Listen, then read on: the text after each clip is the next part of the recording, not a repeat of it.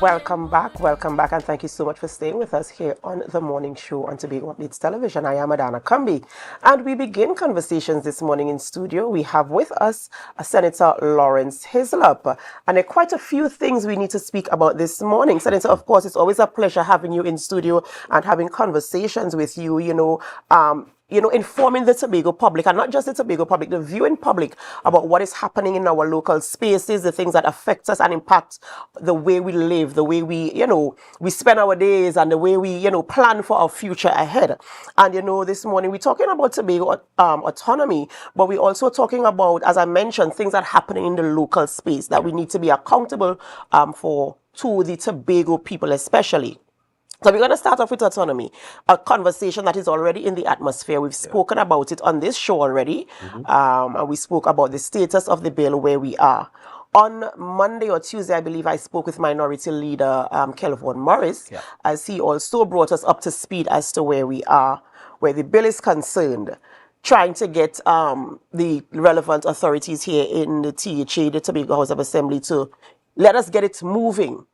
And I posed a question to him. What is the time frame? Because I know it's now at the committee level. What is the time frame? The committee level means that we can make amendments to the bill if there's something that we want to change, add, subtract, multiply, divide. What is the period? How long can it sit in that position before any amendments are made for it to move forward to the next stage? That is my burning question this morning. So morning Adanna, morning Tobago, morning Trinidad and Tobago. When it is at committee stage, it's usually a sitting. The House is called, and the bill is in committee of the whole, and the deliberation at committee stage is a clause by clause deliberation.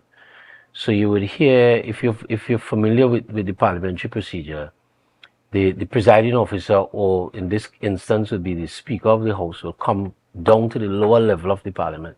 In terms of the seating arrangement, they would move the ceremonial mace as well from its upper position to its lower position to signify that the sitting, the House is at committee.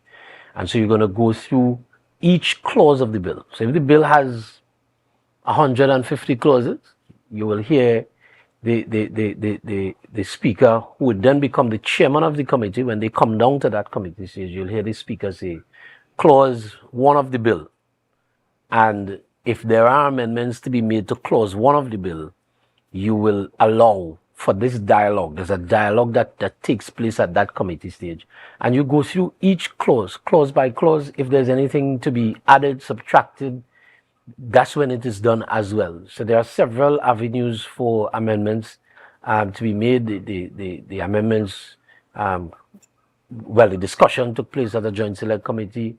You now debate it.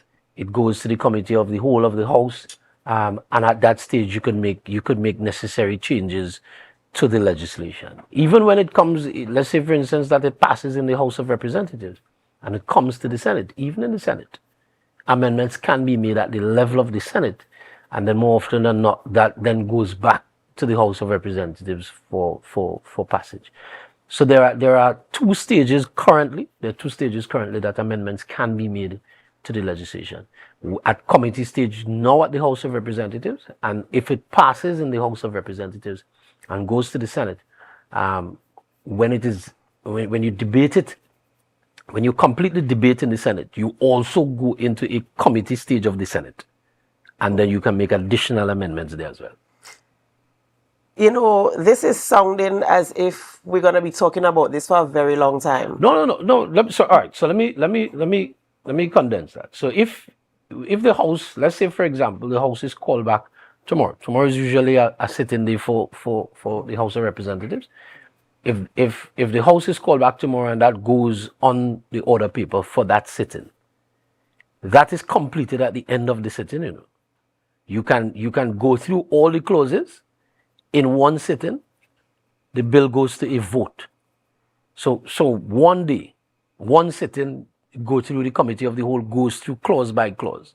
It goes to a vote.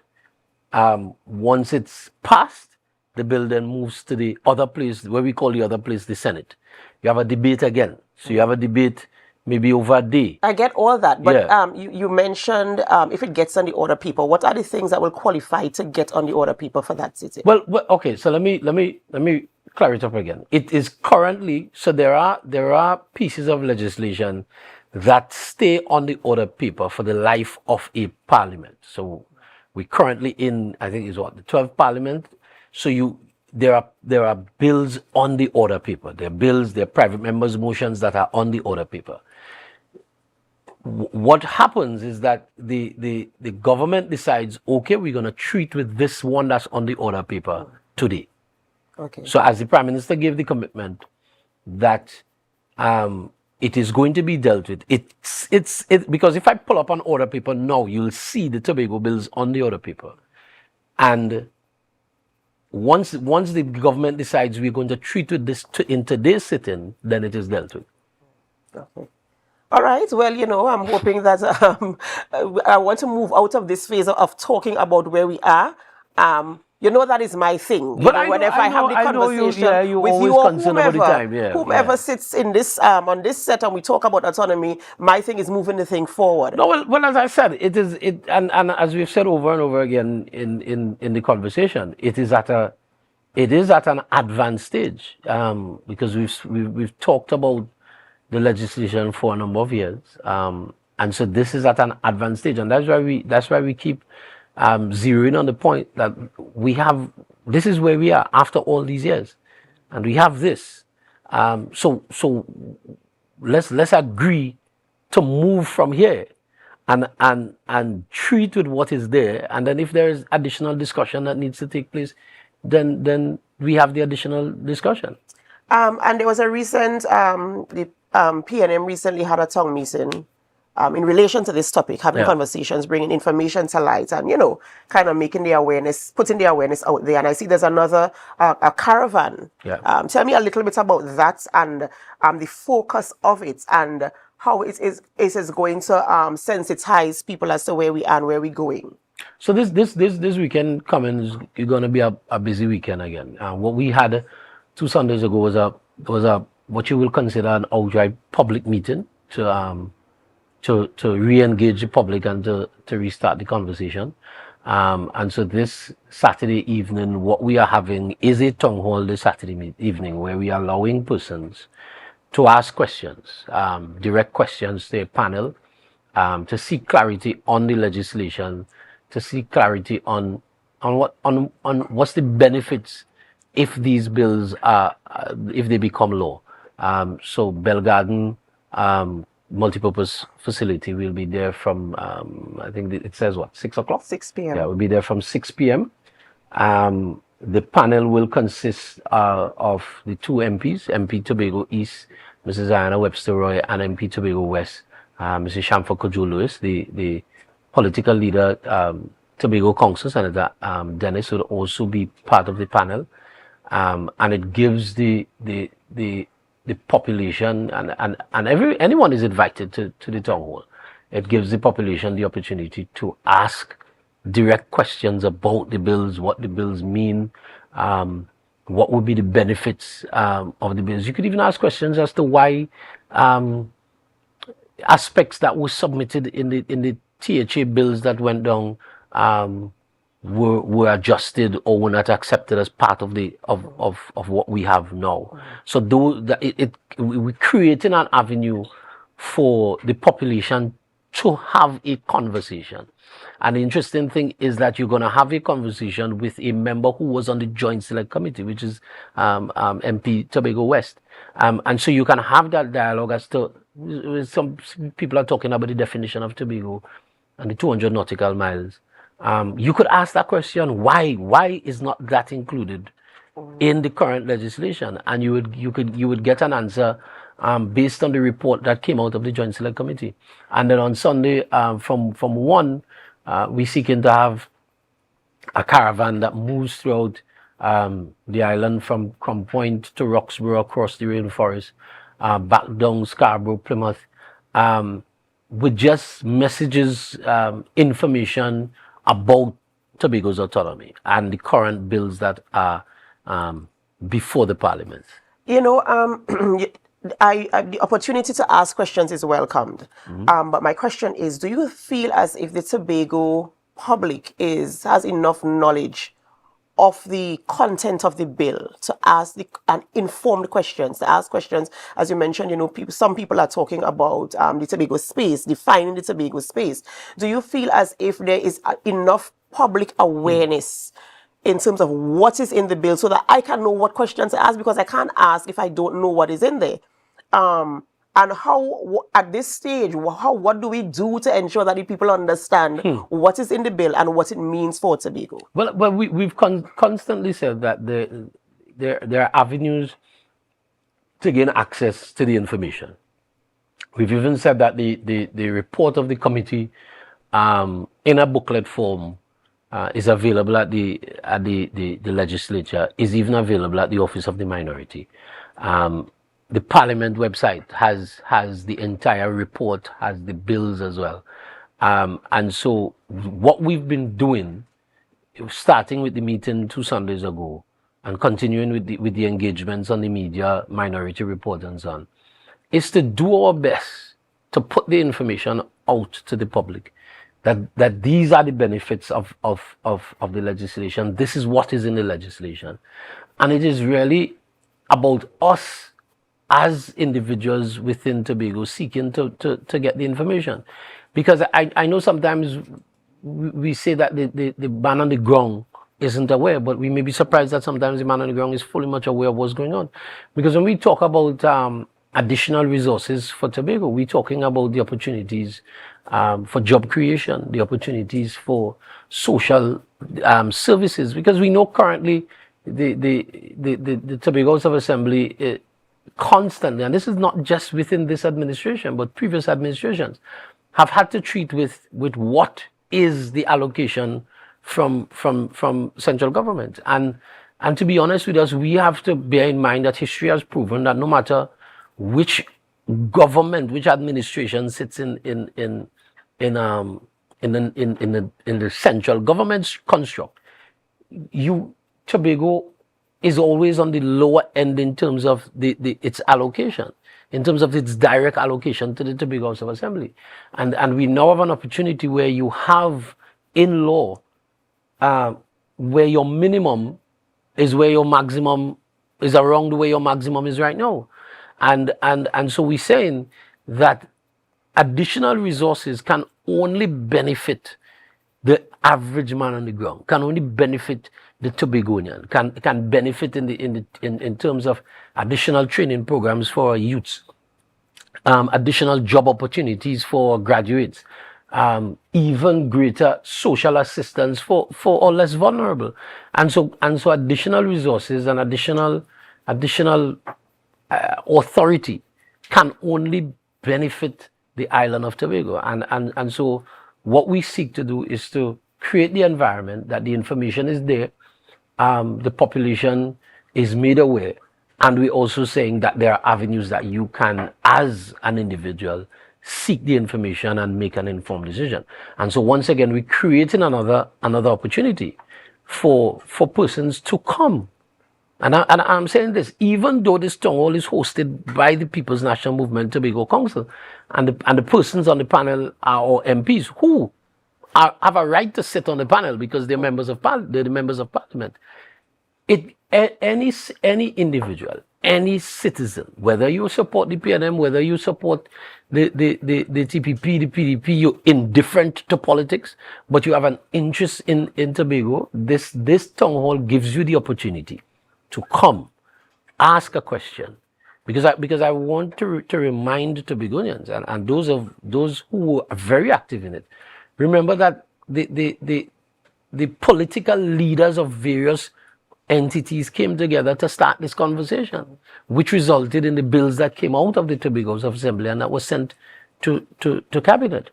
And so we again, the PNM again, is creating that opportunity for dialogue and for citizens to be able to share their concerns and to ask their questions. All right, I'm here for it. We could probably, I hope that my team is listening to me. We could probably make those bills available.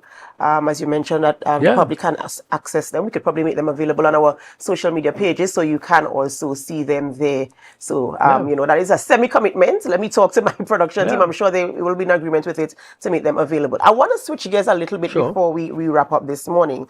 I know yesterday, members of the Tobago House of Assembly sat before the JSC to, provide a measure of Yeah. accountability, right?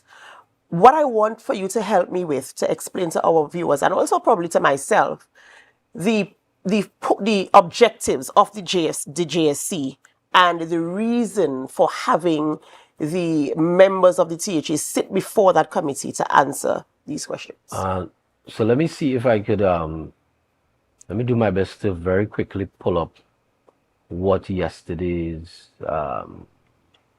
JSC was really and truly about. So the Public Appropriation Administration and Appropriation Committee treats with actual expenditure that's taking place. So where you have joint select committees that can look back, this particular joint select committee's mandate is to treat with the appropriation in its current state, how it is being spent, and this is and when I say this has to do with the appropriation, the allocation that comes to various entities and ministries, and so this the remit of this JSC does not just it's not just about the THA. Various entities have come before us and will continue to come before this particular committee, and so what we were responsible for was for the current expenditure. I'm not getting the exact wording, but the current expenditure of the allocation of specific divisions within the Tobago House of Assembly. The 4 divisions that came yesterday would have been the Office of the Chief Secretary, Division of Finance, Division of Tourism, and Division of Works and Quarries and Urban Development. Yeah. Right. And is there going to be, I mean, I saw parts of the conversation, and I'm sure it's in the public space. I wouldn't go too much into details in terms of what transpired, but is that sitting concluded, or is there going to be another part to it? Were the questions that were posed answered adequately, or do you have to go back for another? No, what usually happens with joint select committees, you have a time period, so you can't be. So questions, you never cover everything that you want to treat with. And so there are instances where you're going to have follow-up inquiries, because what we will do is that we would send additional questions to the various entities for clarity on things that may not have been clear in the live inquiry. Also, entities, as same thing as yesterday, entities can give a commitment if they're unable to answer a particular question in detail. They will submit their additional information in writing, and so there is a possibility that the 4 divisions can be recalled for follow-up inquiry based on the information that we get when we submit additional questions for written response. So that's how it happens. It is another layer of accountability within the government construct. And I could tell you that the Trinidad and Tobago Parliament, when you look around the Commonwealth, the Trinidad and Tobago Parliament has one of the most robust committee systems throughout the Commonwealth. And when we say joint select committees, we keep making the point that it's not a P&M committee. It's a committee of the Parliament, and so the Parliament has the jurisdiction over it. Like, take for instance, that committee yesterday is chaired by the Speaker of the House, and you have members of opposition as well as independent senators and government members, both from the House and the Senate, on those committees. So the committees are constituted when you have a representative from the House of Representatives and a representative from Senate, and in this case, independent senator and That's how the conversation goes. So any entity that the committee feels needs to come to give an account, to be a little more transparent to the public about what it is doing with its allocation, has been asked to appear. People like NCC and all of those have come before, and the conversations are very robust. It really matters. It matters not who comes before the committee. The committee has a job to do. Yeah. Right, I'm happy for that clarification there so that we can understand what transpired yesterday. Of course, the information, as I said, is public knowledge, so you can find the conversation as social media pages. Yeah, anyway. you go to Palview on YouTube, and you can look at all the sit-ins live. You could go back and look at. So if persons are interested in seeing what the committee dealt with yesterday, you could go back and you'll see the heading PAAC. I think it's the 24th meeting of the public appropriation. Yeah, so go check it out, and you'll get some information. All right, thank you so much, Senator Laurence Hislop. Ladies and gentlemen, we're speaking with Senator Laurence Hislop this morning.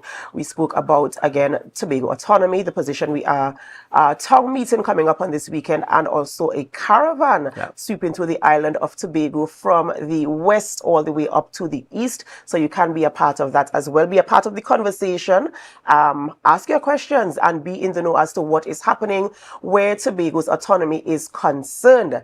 We have to go for a short break before we continue conversations in studio, and we ask that you stay with us. And as you stay with us, we ask you to invite all of your family and friends to help us share the live.